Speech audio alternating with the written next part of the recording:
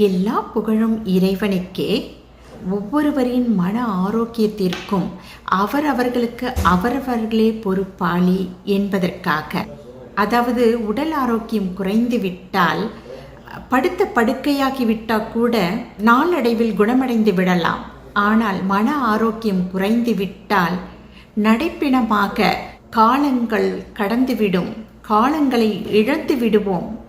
காலங்களை இழந்து விடுவதோடு தன்னுடைய குறிக்கோள்களையும் மறந்துவிட நேரிடும். அதனால் அடுத்தவர்களினால் ஏற்படும் குழப்பங்களையும் கலக்கங்களையும் ஏறெடுத்து பார்க்காமல் தன்னுடைய மனதோடு நெருக்கமாக்கி தன்னை கஷ்டத்திற்கு உள்ளாக்காமல் இருந்தால் எல்லோருடைய மன ஆரோக்கியமும் நிலையாக இருக்கும் என நான் நம்புகின்றேன். நீங்கள்